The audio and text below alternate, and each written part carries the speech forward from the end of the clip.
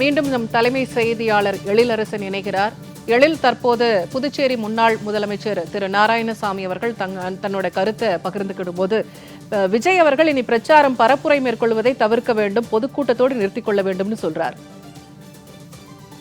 அதுதான், இதைத்தான் நாம் ஏற்கனவே வலியுறுத்தி கொண்டிருக்கிறோம். இதைதான் திமுகவினுடைய கூட்டணி கட்சியான காங்கிரசும் விரும்புகிறது என்பதை நாம் இதன் மூலமாக உணர்ந்து கொள்ள முடிகிறது. திமுக இதைதான் சொல்லிக் கொண்டிருக்கிறார்கள். அதாவது பிரச்சாரம் என்பது எல்லோருக்கும் ஜனநாயகத்தில் இருக்கிற உரிமை, கடமை. அது எல்லா அரசியல் கட்சிகளும் செய்வதற்கு உரிமை இருக்கிறது. ஆனால் அதை முறையாக ஒழுங்குபடுத்திவிட்டு அதை மேற்கொள்ள வேண்டும் என்பதுதான் ஜனநாயக பூர்வமாக யாராக இருந்தாலும் சொல்ல வேண்டிய கருத்தாக இருக்கும். அப்படி இருக்கும் பட்சத்தில் விஜய் அவர்கள் இனி பிரச்சார கூட்டங்களுக்கு செல்லவே கூடாது என்பது சரியாக இருக்காது ஜனநாயக பூர்வமாக பார்க்கும் பொழுது. ஆனால் அவர் இனிமேல் இதுபோல பிரச்சாரங்களை மேற்கொள்ளும் பொழுதும் அல்லது மாநாடுகளை நடத்தும் போதும் உரிய முறையில் தகுந்த பாதுகாப்பு ஏற்பாடுகளை செய்துவிட்டு அதன் மூலமாக அவர் அந்த பிரச்சாரங்களை நடத்தி கொள்ளலாம் என்று வேண்டுமானாலும் வலியுறுத்தலாம். ஆனால் முழுவதுமாக அவர் இனி பிரச்சாரங்களை மேற்கொள்ளக்கூடாது என்று சொல்வது ஜனநாயகத்திற்கு எதிரான கருத்தாகத்தான் நாம் பார்க்க வேண்டும்.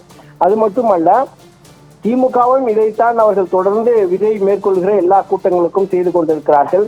கட்டுப்பாடுகள் என்ற பெயரில் அவர்கள் அந்த கூட்டத்தை முடக்குவதற்கான முயற்சிகளை மேற்கொள்கிறார்களே தவிர பாதுகாப்பு அம்சங்களை பொறுத்தவரையில் அவர்கள் முழுமையான எந்த நடவடிக்கையும் எடுக்கவில்லை. இந்த கூட்டத்திலேயே நாம் பார்க்க முடியும். அதாவது ஒரு அரசியல் கட்சி என்றால் அவர்கள் கூட்டம் நடத்துவதற்கும் பிரச்சாரம் செய்வதற்கும் எல்லா உரிமைகளும் உண்டு.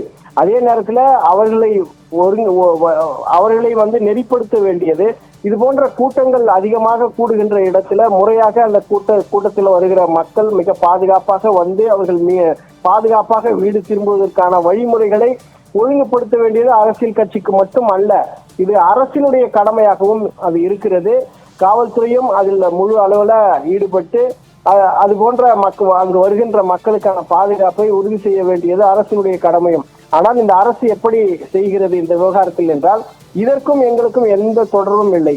இப்போது நடந்திருக்கிற இந்த விபத்துக்கு, உயிரிழப்புக்கு முழுவதுமாக அந்த கட்சியினுடைய தலைவரும் அந்த கட்சியுமே பொறுப்பேற்றுக் கொள்ள வேண்டும். ஆனால் இந்த அரசுக்கு இதுல எந்த சம்பந்தம் இல்லை. இதுல நாங்க தள்ளி நின்றுதான் வேடிக்கை பார்ப்போம் என்ற நிலையில் தான் இப்பொழுது திமுகவினுடைய கருத்தாகவும் திமுகவினுடைய கூட்டணி கட்சிகளும் இதையேத்தான் வலியுறுத்தி கொண்டிருக்கிறார்கள். ஏனால் தேர்தல் இன்னும் 8 மாத காலம் இருக்கிறது. 2026 சட்டமன்ற தேர்தலுக்கு இவர்கள் தொடர்ந்து விஜய் போகிற இடங்களில் எல்லாம் திமுகவினுடைய பொய் பிரச்சாரத்தையும், திமுக பொய்யாக வாக்குறுதிகளை கொடுத்துவிட்டு ஆட்சிக்கு வந்த இந்த அவலத்தையும் அவர் தொடர்ந்து தோல்நிறுத்தி கொண்டிருக்கிற நிலைமையில்தான் தொடர்ந்து இது போல விஜயினுடைய பிரச்சாரத்துக்கு எதிராக, கூட்டத்துக்கு எதிராக இவர்கள் பேசிக் கொண்டிருப்பதை நாம் பார்க்க முடிகிறது. இந்த நிலைமையில் தான் இப்போது நாராயணசாமி பேசியிருக்கிற அந்த கருத்தை நாம் அணுக வேண்டியிருக்கிறது.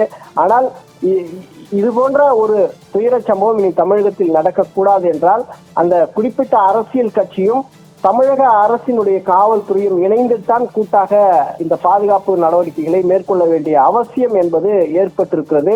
இந்த அரசு, அதாவது இந்த மாநில அரசு என்பது ஒட்டுமொத்தமாக தமிழக மக்கள் அனைவருக்குமான ஒரு அரசாக இருக்க வேண்டும். இது தாவேகாவினுடைய தொண்டர்களுக்கான அரசாக இது இருக்காது, அதிமுக தொண்டர்களுக்கான அரசாக இது இருக்காது, மற்ற இன்ன பிற கட்சிகளுடைய தொண்டர்களுக்கான அரசாக இது இருக்காது என்ற முடிவெடுத்து கொண்டு விட்டு இவர்கள் இது போன்ற கூட்டங்களை எல்லாம் பாதுகாப்பு வழங்குவதை தவிர்த்து கொண்டு விட்டால் இது போன்ற விபத்துகள் தவிர்க்க முடியாததாக மாறிவிடும். எனவே இது போன்ற அதிக அளவுல மக்கள் எங்கு கூடினாலும் அந்த இடத்தில் பாதுகாப்பு முன்னெச்சரிக்கை நடவடிக்கைகளை எடுக்க வேண்டிய முதற் பொறுப்பு இந்த அரசின் இடத்தில் இருக்கிறது. இந்த அரசு வைத்திருக்கிற இந்த காவல்துறை அதை முழுமையாக செய்ய வேண்டும். வருவாய்த்துறை இதை முன்னின்று செய்ய வேண்டிய கடமை எல்லாம் இருக்கிறது. அப்படி என்றால் இது போன்ற அரசியல் கட்சிகளுக்கு கட்டுப்பாடுகளை விதித்து அவர்களுடன் ஆலோசனை நடத்தி, நீங்கள் இது போல பெரிய ஒரு 60 அடி வாகனத்துல, பேருந்துல எல்லாம் இது போல நெருக்கடியான சாலைகள்ல இப்படி பயணம் செய்யக்கூடாது, அப்படி பயணம் செய்தால் அதிக அளவுல மக்கள் வருவதற்கு வாய்ப்பு இருக்கிறது. எனவே உங்களது கூட்டத்தை, நீங்கள் நடத்துகிற இந்த பிரச்சாரத்தை நீங்கள் ஒழுங்குபடுத்திக் கொள்ள வேண்டிய கடமை இருக்கிறது என முறையாக அழைத்து பேசி ஆலோசனை செய்து இது போன்ற கூட்டங்களை எல்லாம் நடத்த வேண்டிய பொறுப்பு காவல்துறைக்கு இருக்கிறது. ஆனால் இந்த அரசு எப்படி இது போன்ற விஷயங்கள் எல்லாம் அணுகுகிறது என்றால், ஒரு கட்சி நாங்கள் பிரச்சாரம் மேற்கொள்ள போகிறோம், பொதுக்கூட்டம் நடத்த போகிறோம் என்று சென்று அந்த இடத்தில் மனு கொடுத்தால் அவர்கள் அதை புறக்கணிப்பது அல்லது ஏற்றுக்கொள்வது என்ற அளவிலேயே இந்த விவகாரம் முடிந்து விடுகிறது. ஆனால் மாறாக என்ன செய்திருக்க வேண்டும் இந்த அரசு? இவ்வளவு பேர் வரப்போகிறார்கள் உங்களுடைய கூட்டத்துக்கு, நீங்க என்ன ஏற்பாடு செய்ய போறீங்க, எப்படி இந்த வாகனத்தை இவ்வளவு பெரிய வாகனத்துல நீங்க அந்த பிரச்சாரத்தை மேற்கொள்றீங்க, அப்படி என்றால் இவ்வளவு பெரிய சாலையே அதுக்கு தேவைப்படும். இந்த மாதிரி குறுகலான சாலையில இவ்வளவு பெரிய பேருந்துல நீங்க எப்படி பயணிக்க முடியும்? உங்களுடைய கட்சி தொண்டர்கள் எவ்வளவு பேர் பாதுகாப்புக்கு தருவாங்க? அல்லது வந்து செல்கிற மக்களுக்கு குடிநீர் ஏற்பாடு செஞ்சிருக்கிறீங்களா இல்லையா? அல்லது ஒருவேளை அந்த இடத்துல ஒரு காற்றோட்டம் இல்லாத சூழ்நிலையிலோ அல்லது அசௌகரியமோ ஏதாவது ஏற்பட்டு விட்டால், ஒரு விபத்து நடந்து விட்டால், அந்த கூட்டத்திலிருந்து மக்களை எப்படி பாதுகாப்பாக வெளியேற்றி மருத்துவமனைக்கு கொண்டு செல்ல போகிறீங்க அப்படின்னு இந்த குறிப்பிட்ட அரசியல் கட்சி, அதாவது விஜய் தமிழக வெற்றி கழகத்தினுடைய தலைவரிடத்திலோ அந்த கட்சி நிர்வாகிகளிடத்திலோ அவர்கள் இந்த அரசு முறையாக பேசி, காவல்துறை முறையாக பேசி இது போன்ற கூட்டத்திற்கு அவர்கள் அனுமதித்திருக்க வேண்டும். ஆனால் அவர்கள் என்ன சொன்னாங்க? வெறும் வார்த்தையாக நீங்க இந்த மாதிரி கூட்டமே நடத்தக்கூடாது, இந்த மாதிரியான கட்டுப்பாடுகள் நீங்க விதிக்கணும், வெறும் 10,000 பேர் தான் இந்த கூட்டத்துல நீங்க அனுமதிக்கணும் அப்படின்னு பேரளவுல வெறும் அறிக்கை வாயிலாக மட்டுமே சொல்லிவிட்டு இந்த அரசு முழுக்க ஒதுங்கி கொண்டதனுடைய விளைவாகத்தான் இந்த அளவுக்கான ஒரு விபத்து நடந்திருக்கிறது. அப்படின்னா அந்த குறிப்பிட்ட அரசியல் கட்சியினுடனும் இந்த அரசு காவல்துறையினிடத்துல ஒரு கோஆர்டினேஷன் இல்லாத ஒரு சூழ்நிலை தான் இருந்தது. ஏனென்றால் யார் அரசியல் நடத்தினாலும், திமுகவுக்கு எதிராக யார் பொதுக்கூட்டத்துல பிரச்சார கூட்டங்கள்ல பேசினாலும் அவர்களை முழு எதிரியாகவே இந்த அரசு பாவித்துக் கொண்டு இந்த அரசு ஒதுங்கிக் கொள்கிறது. ஆனால் இப்போது பாதிக்கப்பட்டவர்கள் யாராக இருக்கிறார்கள்? மக்கள் உயிரிழந்திருக்கிறார்கள். அந்த பிரச்சார கூட்டத்தை வேடிக்கை பார்க்க சென்றவர்கள் இதுல பாதிக்கப்பட்டிருக்கிறார்கள். பலர் தங்களது உறவினர்களை இழந்து தவித்துக் கொண்டிருக்கிறார்கள். தாய்மார்கள் குழந்தைகளை இழந்து தவித்துக் கொண்டிருக்கிறார்கள். சகோதரனையும் தம்பிகளை இழந்து அந்த குடும்பம் தவித்துக் கொண்டிருக்கிறது. பெற்ற தகப்பனை இழந்து குழந்தைகள் தவித்துக் கொண்டிருக்கிறார்கள். இப்படி ஒரு மோசமான துயரம் நடந்திருக்கிறது என்றால் இந்த அரசு முழுக்க தனக்கான கடமையை தான் செய்ய வேண்டிய எந்த பணியையுமே செய்ய தவறி இருக்கிறது. இதனுடைய விளைவாகத்தான் இந்த உயிரிழப்பு நடந்து கொண்டிருக்கிறது என்பதை நாம் பார்க்க வேண்டும். இந்த விபத்துக்கு விஜய் அவர்கள் பொறுப்பேற்றுக் கொள்ள வேண்டும், அவர்கள் இரங்கல் தெரிவிக்க வேண்டும், பாதிக்கப்பட்ட மக்களோடு அவர் நிற்க வேண்டும் என்பதிலெல்லாம் எந்த மாற்று கருத்தும் இல்லை. அதை அவர் செய்துத்தான் ஆக வேண்டும். அவர் தனது தவறுகளை உணர்ந்து அவர் பகிரங்கமாக மன்னிப்பு கூட கேட்கலாம். ஆனால் இந்த விவகாரத்தில் முழுக்க விஜய் அவர்கள் தலையில் மட்டும் சுமத்திவிட்டு திமுக அரசு ஒதுங்கிக் கொள்ள முடியாது, ஒதுங்கிக் கொள்ள கூடாது என்பதுதான் மக்கள் சொல்லுகிற கருத்தாக இருக்கிறது பூர்ணிமா. அதைதான் நாம் களத்திலும் பார்க்க முடிகிறது. ஆனால் இப்போது இந்த அரசு என்ன சொல்கிறது? நாங்க அப்பவே சொன்னோம், நாங்க 10,000க்கு மேல கூட்டக்கூடாதுன்னு சொன்னோம்.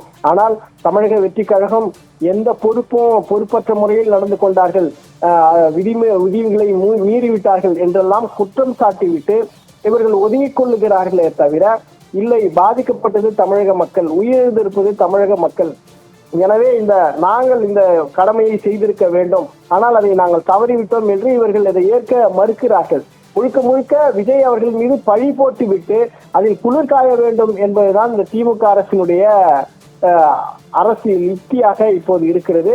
அதற்கான முயற்சிகளைத்தான் அவர்கள் இப்போது எடுத்துக்கொண்டிருக்கிறார்கள். தங்களுக்கு எதிராக இவர் இனி பிரச்சாரமே செய்யக்கூடாது என்று திமுகவினரும் இப்போது சமூக வலைதளத்துல விஜய்க்கு எதிராக அவர்கள் இப்போது எழுத தொடங்கி இருக்கிறார்கள். அது சமூக வலைத்தளங்கள்ல பரவலாக இப்போது வந்து கொண்டிருப்பதை நாம் பார்க்க முடிகிறது. விஜய் அவர்கள் நாம் விசாரித்ததுல விஜய் அவர்கள் அந்த பாதிக்கப்பட்ட மக்கள் சென்று சந்திப்பதற்கான முயற்சிகளை எடுத்துக்கொண்டிருக்கிறார். ஆனால் மீண்டும் அந்த இடத்திற்கு போனால் மிகப்பெரிய அளவுல கூட்டம் கூடிவிடும். அது மேலும் பாதிப்புகளை ஏற்படுத்தி விடக்கூடாது என்பதனால் அவர் தயங்கிக் கொண்டிருக்கிறார் என்ற தகவல் நமக்கு வருகிறது. நிச்சயமாக அவர் பாதிக்கப்பட்ட மக்களை சென்று சந்திப்பார் என அந்த கட்சியினுடைய நிர்வாகிகள் தெரிவிக்கிறாங்க. நமக்கு வருகிற தகவல் எல்லாம் அப்படித்தான் இப்போது வந்து கொண்டிருக்கிறது. ஆனால் இப்போது நாம் என்ன இதில் பார்க்க வேண்டும் என்றால், இந்த விவகாரத்தில் முழுவதுமாக அரசியலை மட்டும் செய்வதை நாம் அனுமதிக்க கூடாது. அரசியலாக மட்டுமே இதை நாம் பார்க்க முடியாது. ஏனென்றால் உயிரிழந்திருக்கிறார்கள், மக்கள் உயிரிழந்திருக்கிறார்கள். ஆரவாரமாக கூட்டத்திற்காக ஒரு அரசியல் கூட்டத்திற்கு சென்ற மக்கள் இப்போது மிக கொடூரமான முறையில, துயரமான முறையில அவர்கள் உயிரை இழந்திருக்கிறார்கள். உறவுகள் அவர்களை இழந்து தவித்துக் கொண்டிருக்கிறார்கள். ஒட்டுமொத்த தமிழகமே இப்போது உறைந்து போயிருக்கிறது, கண்ணீரும் கம்பளையுமாக இருக்கிறது. கரூர் முழுவதுமாக அலறல் சத்தம் கேட்கிறது. திரும்பிய பக்கமெல்லாம் சோகமாகவே இருக்கிறது. மிகப்பெரிய எண்ணிக்கையில் இந்த உயிரிழப்பு நடந்திருக்கிற இந்த நிலைமையில இப்போ யார் தவறு செய்தார், அவர் தவறு செய்து விட்டார், இவர் தவறு செய்து விட்டார் என்றெல்லாம் பேசுவதற்கான நேரம் இது அல்ல. பாதிக்கப்பட்ட மக்களுக்கு துணையாக நிற்க வேண்டிய கடமை இரண்டு தரப்புக்குமே இருக்கிறது. அதாவது இந்த கூட்டம் நடத்திய தமிழக வெற்றி கழகத்தினுடைய தலைவர் விஜய் அவர்களுக்கும் இருக்கிறது. இந்த கூட்டத்தை ஒழுங்குபடுத்த தவறிய தமிழக அரசுக்கும் தமிழக காவல்துறைக்கும் கூட இந்த பொறுப்பு இருக்கிறது என்பதை உணர்ந்து அனைவரும் ஒருமித்த கருத்தோடு நின்று இனி இது போன்ற துயரங்கள் நடக்காத வகையில் இதை நெறிப்படுத்த வேண்டிய அவசியம் அனைத்து அரசியல் கட்சிகளுக்கும் தமிழக அரசுக்கும் காவல்துறைக்கும் இருக்கிறது என்பதைத்தான் இப்போது நாம் சொல்ல வேண்டியிருக்கிறது பூர்ணிமா.